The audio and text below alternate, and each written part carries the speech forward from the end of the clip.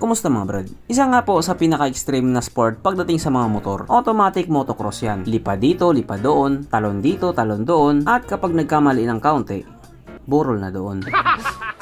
Pero kahit ganun nga po siya kadelikado, marami pa rin ang gumagawa dito. Sabi nga nila, kapag gusto mo, gawin mo. Dito sa Pilipinas, marami din tao ang mahilig sa sport na ganyan. Kahit yung motor na hindi pang motocross, pinapalipad yan. Yun nga lang pag bumagsak, dadami yan.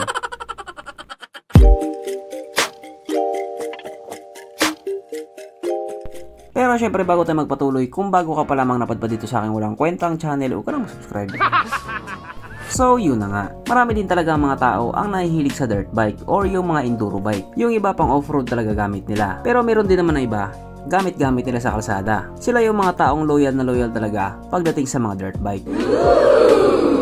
Pero sa panahon nga po ngayon, meron na pong tinatawag na supermoto or yung naka-motard type. Isang dirt bike na walang spike or yung mga ganitong klaseng gulong. At isa nga po sa pinakabagong supermoto na available ngayon, wala iba kundi itong Kawasaki KLX 300 SM. Kung dati nga po nagpapalit pa ang mga tao ng gulong para lang maging supermoto, ngayon hindi na kailangan. Nakaganyan na po yung gulong niya. Naka supermoto setup na po siya. Subalit ito nga pong Kawasaki KLX 300 SM, kalalapag lamang niya sa Pilipinas, pero sa ibang bansa nga po, matagal na po siya nandun. Samantalang dito kalalapag lamang niya, limited pa.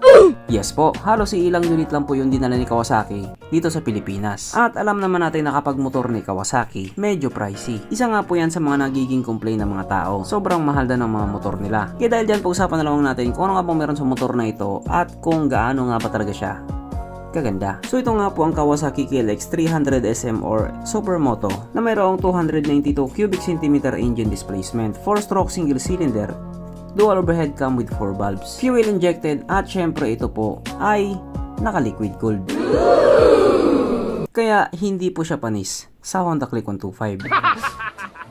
Pagdating naman po sa kanyang power, ito po merong 23.95 horsepower at 8,080 RPM, 15.59 Nm torque at 7,750 RPM, na ayon nga po sa mga European na nag-top speed sa motor na ito po ay kayang tumakbo sa bilis ng 146 km per hour.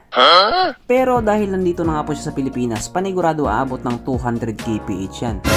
Syempre, ibang usapan na kapag Pinoy na nakasampa.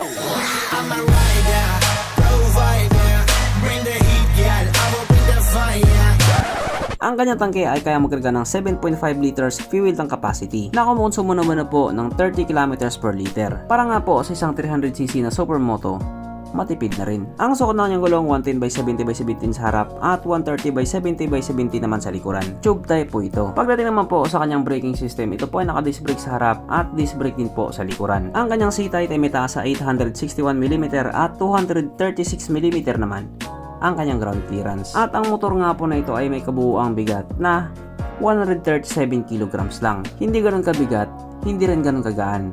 Swakto lang. At mapunta naman po tayo sa iba pa niya mga features. So ang ilaw nga po sa motor na ito, naka-LED at bulb type naman yung kanyang signal lights, pati taillight. Yung kanyang signal lights, ganun pa rin naka-usli. Nakapag natumba, paniguradong bali. Ang kanyang edge panel, ito nga po ay naka-digital. Yung looks nga po sa motor na ito, talagang gwapong-gwapo. Kaso lang ang problema po dito, wala siyang kickstart. Unlike nga po sa mga nakasanayan natin yung mga dirt bike at ibang supermoto, may kickstart.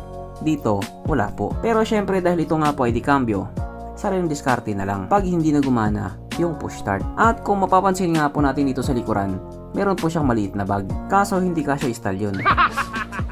Pero dito, panigurado kasyang-kasya to. Sapagkat nandito na nga po tayo sa exciting na part, ang kanyang mga suspension. So sa pambahagi nga po, ito ay ginamitan ng pangmalakasang inverted fork. At sa likuran naman, ito po ay gumagamit din ng pangmalakasang monoshock na ayon nga po sa mga taong nakagamit sa motor na ito, maganda ang bounce.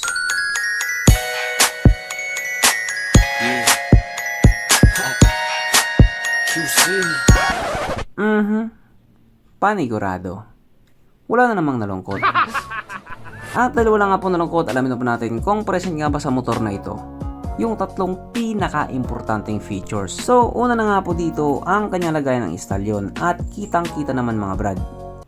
Wala siyang ganun. Wala siyang lagayan ng istalyon. Pangalawa, wala rin po siyang sabitan ng pulutan. At oras na nga po para sa ating Red Horse check. Ang pinaka-importanting feature sa isang motor. At ayon nga po sa aking masusing pag-aanalisa, ang motor na ito ay kayang magkarga ng wala po siyang kargahan ng Red Horse.